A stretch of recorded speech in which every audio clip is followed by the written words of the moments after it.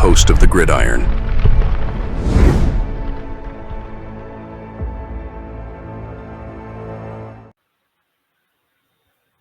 All right, the Giants offense versus the Bengals defense.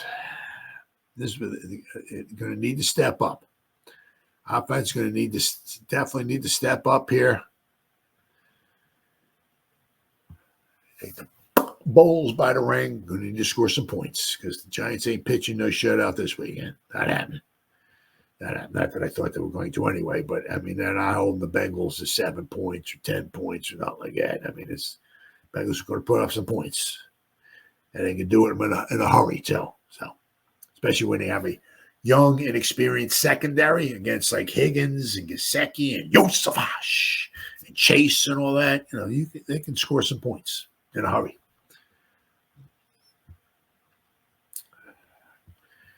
All right, so what happens when the Giants have the ball?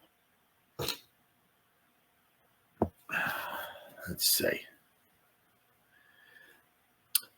Lou Anarumo's defense is not the defense from the 2021 Super Bowl run. They rank 31st in points allowed, 26th in yards allowed, 30th in rushing yards allowed per game, and 19th in passing yards allowed per game. Giants should be able to run the ball against them. But then again, same thing was said when we played the Cowboys, right? The Bengals blitz rate is 27.8%, the 10th highest in the NFL, just behind the Giants' 28.9%. Cincinnati has only pressured the quarterback at a 17.8% rate, which ranks 26th in the league. This is one reason for the uber-aggressive game plan against the Ravens last week. Lamar Jackson did a fantastic job combating the pressure. He did some phenomenal jobs extending plays. I mean, there's a couple. One of them, I remember he fumbled the ball. He fumbled the ball, and he was bending down. He picked it up, and by the time he picked it up, he started scrambling to his right. I can't remember who the rusher was, but one of the rushers for the Bengals came in, and Jackson was just like stiff arming him. I think he pushed him to the ground or whatever, and just stiffed on him and threw a pass. It was just incredible. Absolutely incredible.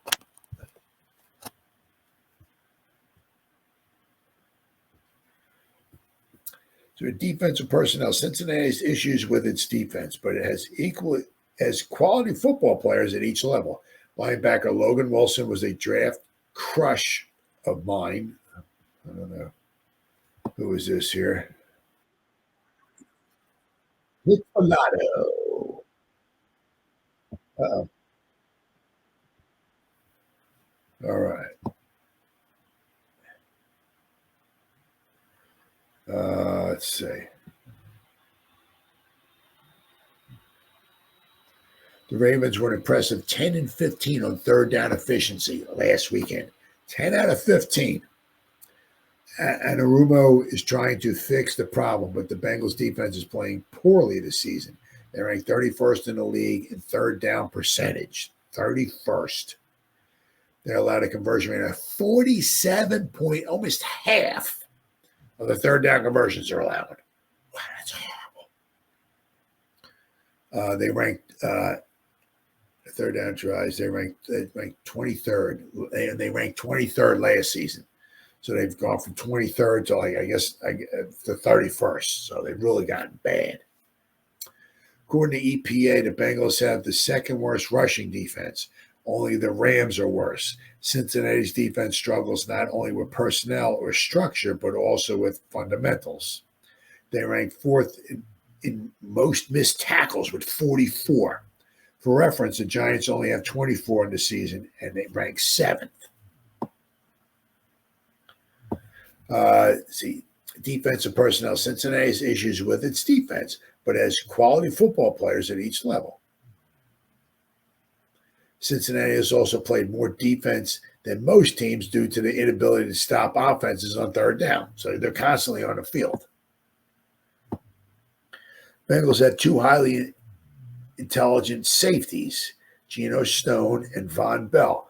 Both can hit and are typically sure tacklers, but Stone has done poorly this season. He has amassed a 21 he's missed 21% of his tackles. Cornerback Cam Taylor-Britt has become one of the better physical corners in the NFL. He typically lines on the right side with very few snaps on the left side in the slot. Dax Hill, an exciting, explosive young cornerback, tore his ACL against the Ravens and is out for the season. So, I mean, you don't want to see anybody ever get injured at all, period, even a freaking ingrown toenail, but it happens. So that'd be beneficial for the Giants. Dax Hill, an exciting, explosive young cornerback, tore his ACL last week. So one of their cornerbacks is out. Right?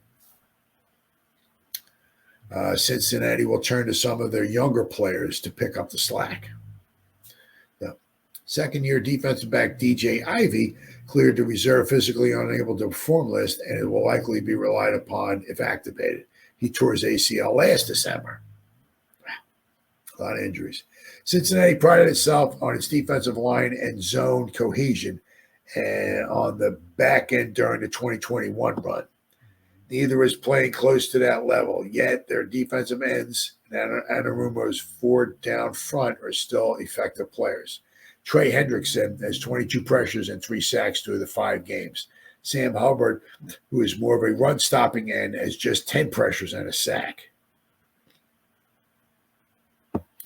The Bengals have struggled to generate pressure. Miles Murphy and Joseph Osai are the rotational ends behind Hendrickson and Hubbard. Rookies Chris Jenkins and B.J. Hill, I think we're all familiar with him. We traded him away to get the center, can't remember his name, but Price, a few years back. He said, we needed a center. You know, we'll get you give us Price, we'll give you Hill, which is a shame because we don't have either one of the guys. I can't freaking stand that when you trade away a guy like Hill, and to get a guy like Price, and like the next year we don't have Price anymore. It's like, oh, what are you doing? The thing is, like with the Giants, where the Giants have been, especially with their defensive tackles, is that usually they draft them, and it's like by the time their rookie contract's up, it's like, we don't need you anymore. What do we want to sign you for? We'll draft somebody over you. I mean, like with Hill, right, and Tomlinson, right?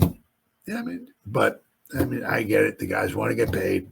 I understand. I got it. It's a business, and blah blah blah blah blah blah blah blah blah. I get it, but yeah, Hill's still there. Hill's still doing okay.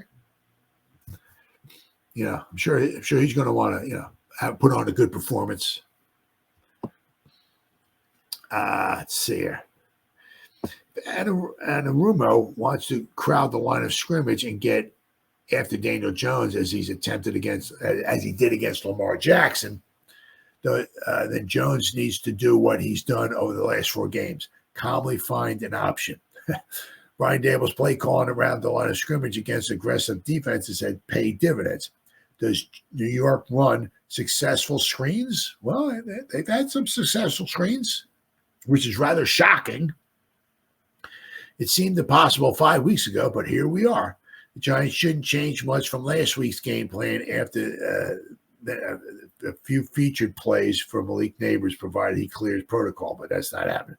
A ball-controlled, methodical offense that dials up shots judiciously with an effective run and play-action attack has allowed the Giants to outpossess their opponents in the last 3 games. Absolutely.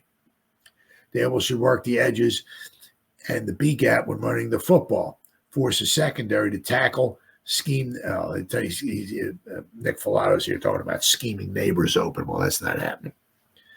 But at least get the ball around like they did last week, right? With Seattle, divvy it up. And we got to get that running game going.